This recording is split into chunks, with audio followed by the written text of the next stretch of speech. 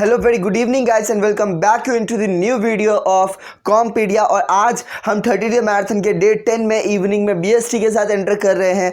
और अगर आप चैनल पर नए हो तो सबसे पहले जाओ और सब्सक्राइब बटन को हिट करो, साइड में बेल आइकन को हिट करो ताकि आपको इस तरीके के वीडियो के लेटेस्ट नोटिफिकेशन मिलते रहे। और इस वीडियो को शेयर कर दो अपने दोस्तों के साथ, उन्हें बता दो कुछ 30 डे मैराथन जैसा हो रहा है यूट्यूब पे जो आप सबको कुछ ना कुछ प्रोवाइड कर रहा है। और डिस्क्रिप्शन बॉक्स में जाके टेलीग्राम चैनल को इसलिए ज्वाइन करो ताकि वहां पे जो आपको केस स्टडी सॉल्व करने के मटेरियल्स मिल रहे हैं, क्वेश्चन पेपर्स मिल रहे हैं, सैंपल पेपर्स मिल रहे हैं, वो आपको बहुत यूजफुल होंगे। आपको सैंपल पेपर्स कहीं से खरीदने नहीं पड़ेंगे। तो शुरू करते हैं ये वीडियो और देखते हैं आज जिस तरीके से हमने कल ऑर्गेनाइजिंग को खत्म किया था, किस तरीके से आज हम स्टाफिंग को कौन से अप्रोच के साथ पढ़ेंगे। तो शुरू करते हैं वीडियो और देखते हैं आगे इस वीडियो में क्या है। तो सबसे पहले स्टाफिंग क्या है, स्टाफिंग का मीनिंग पढ़ते हैं हम। स्टार्टिंग फ्रॉम द मीनिंग, तो सबसे पहले आपका स्टार्टिंग में है process of determining man power need. Man power need मतलब कि ये एक प्रोसेस है।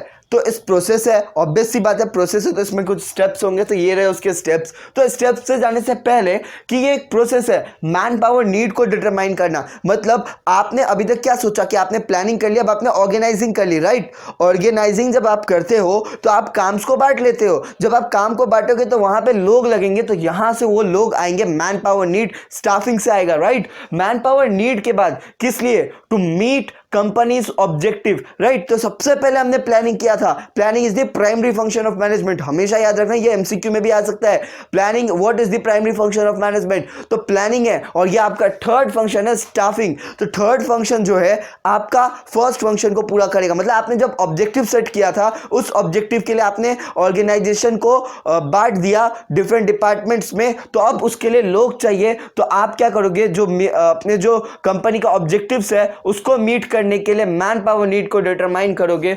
और किस तरीके से करोगे, रिक्रूट, सेलेक्ट एंड ट्रेन। तो रिक्रूटमेंट का मतलब होता है कि आप लोगों को बुलाओगे, उनको बताओगे कि भाई हम कुछ ऐसा काम है हमारे पास, आप करना चाहते हो कि नहीं करते हो, चाहते हो। आपके पास लोगों के एप्लीकेशंस आएंगे, वो होता है रिक्रूटमेंट। मतलब लोगों को जाके बोलना कि हाँ आप मेरे पास काम करने आ सकते हो, मेरे पास काम है। सिलेक्शन मतलब जितने भी आपके पास रिक्रूट हुए लोग आएंगे, मतलब उस एलिजिबिलिटी क्राइटेरिया में आपके बेस पे उस एलिजिबिलिटी, मान लो आपने अपने ऑर्गेनाइजेशन के लिए एमबीए का रखा था कि जिन लोगों ने एमबीए कर लिया वो सिर्फ मैनेजर के पोस्ट के लिए आएंगे। तो जितने भी एमबीए किए हुए लोग आएंगे आप उनमें से सेलेक्ट करोगे कि कौन कौन से आने चाहिए, सिलेक्शन। उसका ट्रेनिंग, ट्रेनिंग में दो तरीके की ट्रेनिंग होती है, एक न्यू स्टाफ्स की, एक ओल्ड स्टाफ्स की। जैसा कि आपको नेक्स्ट वाले में बोला गया डेवलपमेंट ऑफ स्टाफ्स, न्यू और old, right. New and old, जिसको हम एग्जिस्टिंग भी बोल सकते हैं। तो इन लोगों की ट्रेनिंग हम कैसे करें, इन लोग का डेवलपमेंट करेंगे ट्रेनिंग करके। तो न्यू वालों के लिए इंटर्नशिप्स होंगी, इंटर्नशिप्स होगा, न्यू प्लान्स होगा, वेस्टिबल ट्रेनिंग होगी जिसमें उनको नए डमी मशीन्स पे उनको प्रैक्टिस कराया जाएगा। और जो ओल्ड होंगे हमारे पास, जितने भी ओल्ड एम्प्लॉयज होंगे उनका हम डेवलपमेंट करेंगे, उनको प्री नोन टेक्निक्स को और दोबारा से रिवाइज करवा के, या जो नए टेक्नोलॉजी हमारे पास आ रहे हैं उनको नया सिखा के। जैसा कि जब टैली के बदले में नया सॉफ्टवेयर यूज करना शुरू किया, जैसे कि पहले हमारा टैक्सेशन का कैलकुलेशन अलग था, जब से जीएसटी आया, तो उस तरीके से हम जो अपने एग्जिस्टिंग एम्प्लॉयज है उनको ट्रेनिंग देंगे ताकि वो लोग भी अच्छे से कोप अप कर सके अपने ऑर्गेनाइजेशन में, राइट। तो ये होता है आपका मीनिंग जो स्टाफिंग को समझाता है आपको कि स्टाफिंग है क्या एक्चुअली में, राइट। तो यहां तक था आपका मीनिंग। अब देख लेते हैं इंपॉर्टेंस ऑफ स्टाफिंग। एक स्टाफिंग करने का इंपॉर्टेंस क्या है अपने ऑर्गेनाइजेशन में, तो वो हम शुरू करेंगे। तो सबसे पहला इंपॉर्टेंस है कॉम्पिटेंट पर्सनल्स।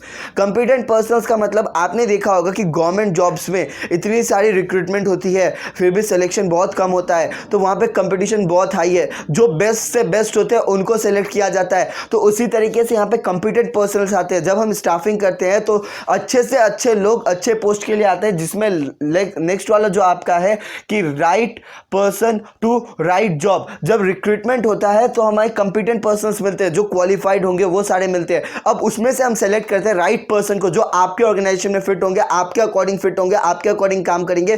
तो वो सारे लोग आ जाते हैं राइट पर्सन राइट जॉब के अंदर में। मतलब सही व्यक्ति को सही जगह पे ढालना, ये स्टाफिंग करवाता है।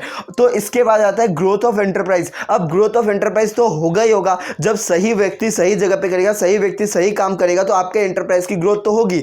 मान लो आपको अकाउंट्स बनाना आता है, राइट, तो आपको अगर अकाउंट्स बनाने दिया जाएगा तो आप उसको सॉल्व कर लोगे, पर आपको कोई केमिस्ट्री का इक्वेशन उठा के दिया जाएगा तो आप उसे नहीं कर पाओगे, तो आप वो राइट पर्सन नहीं हो केमिस्ट्री के इक्वेशन को सॉल्व करने के लिए। इसलिए आपको अकाउंट्स का काम अच्छे से करना आएगा, तो आप राइट पर्सन हो अकाउंट्स के लिए, ना कि केमिस्ट्री के लिए। उसी तरीके से कोई साइंस का बंदा होगा तो वो अकाउंट्स के लिए राइट पर्सन नहीं हो, केमिस्ट्री के लिए राइट पर्सन है। तो इसी तरीके से हम यहाँ देखते हैं कि ये ग्रोथ करता है। और उसके बाद आता है optimum utilisation of HR. HR का मतलब क्या है, आपको यहाँ एक स्टार मार्क दिख रहा है, स्टार मार्क जस्ट बिकॉज कि एचआर का मतलब क्या है, तो वो है ह्यूमन रिसोर्स। ह्यूमन रिसोर्स यानी जो मैन पावर नीड हमने एस्टिमेट किया था, जो लोगों को हमने सेलेक्ट किया, जो लोग हमारे ऑर्गेनाइजेशन में काम करते हैं, उनको हम बोलते हैं एचआर यानी ह्यूमन रिसोर्स। अपने रिसोर्स है वो, उनका ऑप्टिमम यूटिलाइजेशन करना। ऑप्टिमम यूटिलाइजेशन करना मतलब वेस्ट नहीं होना। मान लो कि आपके पास आपने कोई सिलेक्शन क्राइटेरिया नहीं रखा, कुछ भी नहीं रखा, ऐसे लोगों को उठा के दे दे, तो हो सकता है कि कोई चार्टर्ड अकाउंटेंट को आप सिंपल सा कोई दूसरा काम दे चुके हो जो उसके एडुकेशन, उसके क्वालिफिकेशंस के हिसाब से प्रॉपर नहीं है, और किसी ऐसे को आपने उठा के अकाउंटेंट के पोस्ट पे रख दिया जो अकाउंट्स की ABCD भी नहीं जानता है, राइट। तो ऐसे लोगों को अगर हम रखेंगे तो अपना ऑर्गेनाइजेशन का ना ग्रोथ होगा और लोगों का टाइम भी वेस्ट होगा, और वो ह्यूमन रिसोर्स का भी टाइम वेस्ट होगा, मतलब उन लोगों को भी नहीं पता चलेगा वो किस चीज के लिए केपेबल है, राइट। इसलिए यहाँ पे हमें ऑप्टिमम यूटिलाइजेशन मिल जाता है, क्योंकि जब हम सेलेक्ट करते हैं तो एक चार्टर्ड अकाउंटेंट को अकाउंटेंट ऑडिट के पोस्ट पे रखेंगे, हम ऑडिटिंग करने के लिए देंगे, और जो एक नॉर्मल इंसान होगा उसके कैपेबिलिटीज और उसके क्वालिफिकेशंस के हिसाब से उसके लिए जो जॉब फिट होगा उस जॉब में हम उसको डाल देंगे, राइट। तो यहाँ हो जाता है optimum utilisation of resource, human resource. उसके बाद job satisfaction and moral boost. अब job satisfaction and moral boost कैसे होता है, जब हम यहाँ पे पढ़ेंगे आगे इस चैप्टर को तो उसमें हम देखेंगे कि यहाँ पे डेवलपमेंट भी होता है, लोगों का डेवलपमेंट होता है, तो ऑब्वियस सी बात है कि मोरल बूस्ट होगा, क्योंकि उन लोगों को नए नए चीज़ें सीखने के लिए मिलेंगी, उन लोगों को अंदर जो स्किल है उसको उभारा जाएगा, राइट। इस तरीके से हम क्या करेंगे, उनका मोरल को बूस्ट कर देंगे। और जॉब सेटिस्फैक्शन किस तरीके से, मान लो अगर आप हाईली क्वालिफाइड हो और आपको कोई लोअर ग्रेड का जॉब दिया जाए तो आप सेटिस्फाइड नहीं होगे, मजबूरी में आपको काम करना पड़ सकता है, पर आप सेटिस्फाइड नहीं होगे उस जॉब से। पर आपके एज पर योर क्वालिफिकेशन अगर आपको जॉब दे दी जाए तो आप सेटिस्फाइड होगे और काम करना भी आपको अच्छा लगेगा, क्योंकि आपने उस जॉब के लिए ही पढ़ाई की थी, राइट। तो आपको वो काम करना अच्छा लगेगा, तो इससे आपको जॉब सेटिस्फैक्शन मिलता है। क्योंकि अगर सिलेक्शन प्रोसेस ही नहीं होगा तो आप उस लोग को, उस व्यक्ति को कैसे पहचानोगे कि जिसने जो इस क्वालिफिकेशन के साथ आया है और जो इस एलिजिबिलिटी क्राइटेरियाज को फुलफिल करता है, राइट। तो इसीलिए जॉब सेटिस्फैक्शन हमें यहाँ मिलता है। उसके बाद है key to effectiveness of other functions. ये बहुत इंपॉर्टेंट है, इसलिए मैंने उसको बॉक्स में डाला। ये बहुत इंपॉर्टेंट है, क्यों इंपॉर्टेंट है ये भी बताता हूं आपको। जैसा कि आपको लिखा हुआ दिख रहा है कि key to effectiveness of other functions. Other functions यानी मैनेजमेंट के अदर फंक्शंस, राइट। मैनेजमेंट के अदर फंक्शंस, ये और किसी फंक्शंस की बात नहीं कर रहा है, MGT के फंक्शंस की बात कर रहा है, यानी मैनेजमेंट के जो हमने पॉज DC पढ़ा था, राइट। Pause DC, right. अगर मान लो आपके पास आदमी ही नहीं है तो आप ये सारे काम कैसे करोगे। तो ये रिक्रूटमेंट जो है, ऐसा नहीं है कि प्लानिंग के लिए आपको लोग नहीं चाहिए, प्लानिंग के लिए भी लोग चाहिए, तो वो भी रिक्रूटमेंट और सिलेक्शन के प्रोसेस से आते हैं, स्टाफिंग के प्रोसेस से ही आते हैं। पर हम जब ऑर्गेनाइजेशन की बात करते हैं तो जब हम अपना काम शुरू कर देते हैं उसके बाद जो हम करते हैं उसमें हम स्टाफिंग को लेते हैं, पर प्लानिंग के लिए भी तो लोग चाहिए होते हैं, तो वो भी इसी प्रोसेस से आते हैं, राइट। इसलिए हम कहते हैं कि ये key to effectiveness of other function, क्योंकि इस प्रोसेस के द्वारा ही हम अच्छे लोग को सही जगह पे सही तरीके से गाइड कर पाते हैं, सही तरीके से ढाल पाते हैं, जिस तरीके से हमें काम चाहिए और जिस तरीके से वो हमें अच्छा काम दे सके। इसलिए ये आपका होता है key to effectiveness of other functions of management. अगर आप इसमें ऑफ मैनेजमेंट भी जोड़ते हो तो सही सेंटेंस बनता है, राइट। तो इस तरीके से हमने देखा इसके इंपॉर्टेंस क्या है, मतलब स्टाफिंग की इंपॉर्टेंस क्या है अपने जीवन में, यानी अपने ऑर्गेनाइजेशन के जीवन में, राइट। इसके बाद हम देख लेते हैं कि इसका प्रोसेस क्या है। तो स्टाफिंग प्रोसेस कुल इस तरीके से आपका बनता है। सबसे पहले हम करते हैं एस्टिमेटिंग मैन पावर रिक्वायरमेंट। सबसे पहले तो हमें देखना पड़ेगा ना कि मैन पावर की रिक्वायरमेंट कहां कहां है, राइट। तो आपका फर्स्ट स्टेप हो जाता है estimating man power requirement. Second आपका आ जाता है रिक्रूटमेंट थर्ड आ जाता है सिलेक्शन, राइट, फोर्थ आ जाता है प्लेसमेंट एंड ओरिएंटेशन, और फिफ्थ आ जाता है आपका ट्रेनिंग एंड डेवलपमेंट। तो फर्स्ट जो है आपका एस्टिमेटिंग मैन पावर रिक्वायरमेंट, वो हमें तभी पता चल जाता है जब हम ऑर्गेनाइजिंग कर लेते हैं, डिफरेंट डिपार्टमेंट्स में बांट देते हैं। और हो सकता है ऐसा कि आपका ऑर्गेनाइजेशन चल रहा है पर अब आपको नए लोगों की जरूरत चाहिए, तो आपको देखना पड़ेगा कि आपके ऑर्गेनाइजेशन में कितने लोग रिटायर हो रहे हैं, कितने लोग बचे हुए, कौन से पोस्ट के लिए कौन सा जो व्यक्ति चाहिए। तो ये सारी चीजें आपके आ जाती है एस्टिमेटिंग मैन पावर रिक्वायरमेंट के अंदर। उसके बाद रिक्रूटमेंट, मतलब आप रिक्रूट करोगे लोगों को। रिक्रूटमेंट अलग अलग तरीकों से किया जा सकता है, मतलब आप लोगों को बुलाओगे कि हाँ मेरे पास आओ, मेरे पास नौकरी है। तो रिक्रूटमेंट अलग अलग तरीके से किया जाता है। रिक्रूटमेंट प्रोसेस को हम कल देखेंगे, आज हम सिंपली स्टाफिंग के ओवरव्यू को देख लेते हैं। बाद में जो इसका दो टॉपिक है, रिक्रूटमेंट प्रोसेस और सिलेक्शन प्रोसेस, ये हम कल देखेंगे। तो सबसे पहले हम देख लेते हैं रिक्रूटमेंट का मतलब तो हमने देख लिया, उसके बाद हम देख लेते हैं सिलेक्शन क्या है। अब जो आपने डिफरेंट सोर्सेस से लोगों को बुला के रखा है, अब ऐसा तो नहीं है आपके पास एक पोस्ट भी होगा ना तो आपके पास लगभग 10,000 जन के एप्लीकेशंस आ जाएंगे। तो आप 10,000 जन को तो अपने ऑफिस में रख नहीं सकते, उसमें से एक जन को सेलेक्ट करेगा। तो वो एक जन को सेलेक्ट करने का जो आपका प्रोसेस होगा वो सिलेक्शन बुलवाता है। मतलब रिक्रूट किए हुए लोगों में से कितने लोगों को आप छांटोगे, कितने लोगों को अपने ऑर्गेनाइजेशन में रखोगे, तो ये आपका सिलेक्शन प्रोसेस में आ जाता है। सिलेक्शन प्रोसेस के बाद है आपका प्लेसमेंट और ओरिएंटेशन। प्लेसमेंट एंड ओरिएंटेशन थोड़ा डिफरेंट है दोनों एक दूसरे से, राइट। प्लेसमेंट मतलब जॉब देना, प्लेसमेंट मतलब जॉब देना, राइट। इसमें आपका जॉब मिल जाता है। प्लेसमेंट और ओरिएंटेशन को बताएं तो प्लेसमेंट जो है आपका, इसमें जॉब मिलता है, और ओरिएंटेशन प्रोग्राम्स होते हैं। आपने जैसे सुने होंगे कि आज हमारे फॉर्म में ओरिएंटेशन प्रोग्राम है, राइट। ओरिएंटेशन में आपका मीटिंग करवाया जाता है लोगों से, मीटिंग होता है आपका यहाँ पे लोगों के साथ, मतलब जान पहचान बढ़ाई जाती है आपकी यहाँ पे ओरिएंटेशन में। तो हमेशा याद रखना, जब भी आपको केस स्टडी में पढ़ के ऐसा लगे कि आप मीटिंग के बारे में बात करें, मतलब लोगों के साथ आपको मिलाया जा रहा है, लोगों के साथ आपको इंट्रोड्यूस किया जा रहा है, जहाँ पे भी वो होता है आपका ओरिएंटेशन प्रोग्राम।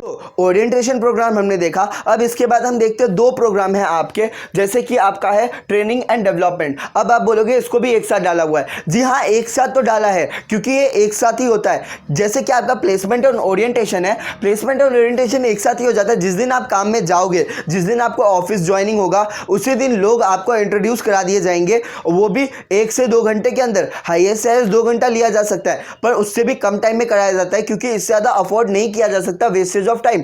अब आप एक छोटे से ऑर्गेनाइजेशन या एक बड़े से ऑर्गेनाइजेशन में गए हो तो आपको लोगों से मिलने में कितना टाइम लगेगा, राइट। और काम करते करते तो आप लोगों को जान ही जाओगे, इसलिए ओरिएंटेशन प्रोग्राम बहुत छोटा चलता है। जो आपके मेन हेड्स होते हैं उनसे आपको बस इंट्रोड्यूस करा दिया जाता है, और जो आपके कलीग्स होते हैं उनके साथ आपको इंट्रोड्यूस करा दिया जाता है। तो ट्रेनिंग एंड डेवलपमेंट में क्या होता है, ट्रेनिंग होता है न्यूज। ट्रेनिंग और डेवलपमेंट में हमेशा याद रखना, जब आप ट्रेनिंग की बात करोगे, जब आप ट्रेनिंग की बात करोगे तो यहां पे न्यू स्किल्स की बात आ जाती है,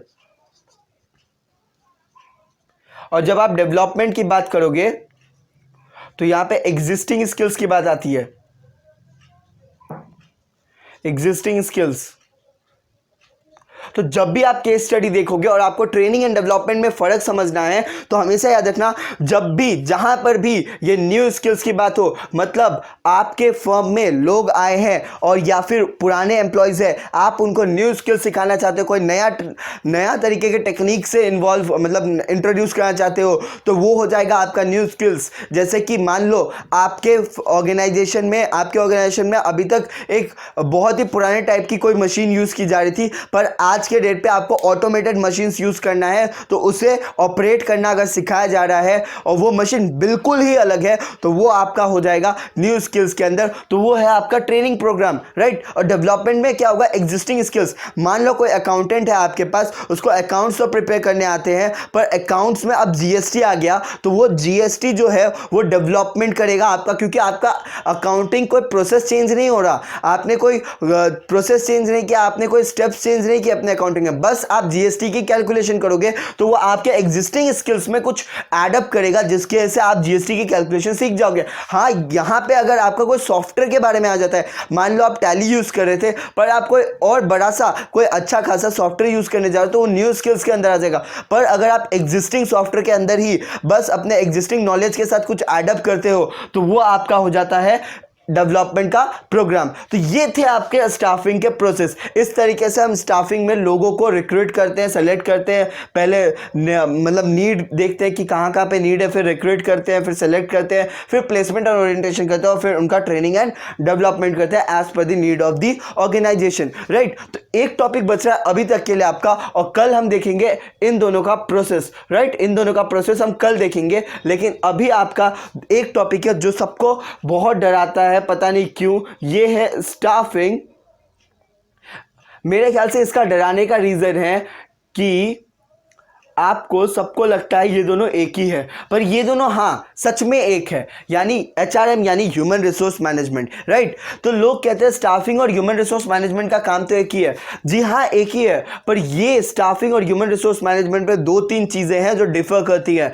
तो स्टाफिंग क्या है? स्टाफिंग लोअर लेवल पे होता है। जब आपका ऑर्गेनाइजेशन छोटा है तो सारे मैनेजर मिलके और अपने अपने डिपार्टमेंट के लिए कर सकते हैं, राइट। आपका ऑर्गेनाइजेशन मान लो कुछ 50-100 जन का है, तो आप खुद भी रिक्रूटमेंट कर सकते हो लोगों का। लेकिन मान लो आपका ऑर्गेनाइजेशन बहुत बड़ा है, मान लो वहाँ पे कुल 2000-3000 लोग काम करते हैं, तब आपको एक अलग से डिपार्टमेंट चाहिए जो लोगों को रिक्रूट करे, लोगों के चीज़ों को मैनेज करे। अगर ऐसा नहीं होता है तो जो फिनांस डिपार्टमेंट वाला है वो अपना डिपार्टमेंट छोड़ के अगर लोगों को रिक्रूट करने में लग जाए तो वो अपने डिपार्टमेंट को अच्छे से टाइम नहीं दे पाएगा और वो डिपार्टमेंट से वर्क नहीं कर पाएगा, राइट। इसलिए इन दोनों के बीच डिफरेंस देखा जाए तो सबसे बड़ा डिफरेंस है कि ये स्मॉल ऑर्गेनाइजेशंस में होता है, ये लार्ज ऑर्गेनाइजेशन में होता है, और ये इसका बड़ा वाला फॉर्म है। मतलब एचआरएम के अंदर स्टाफिंग इन्वॉल्व होता है, पर स्टाफिंग के अंदर एचआरएम इन्वॉल्व नहीं होता है। तो इस तरीके से हम दोनों को डिफर कर सकते हैं, राइट। तो यहीं तक का था ये वीडियो गाइस। अगर आप सबको पसंद आया तो लाइक करो, शेयर करो, कमेंट करके बताओ, और देखते हैं हम कल अकाउंट्स में again death of a partner को डील करेंगे, जहां पर हम अकाउंट्स में डेथ ऑफ अ पार्टनर का एक फुल फ्लेजेड क्वेश्चन करेंगे। तो वंस अगेन मिलते हैं कल सुबह 9 बजे। तब तक के लिए वंस अगेन मेरी तरफ से आप सबको बाय बाय गाइस।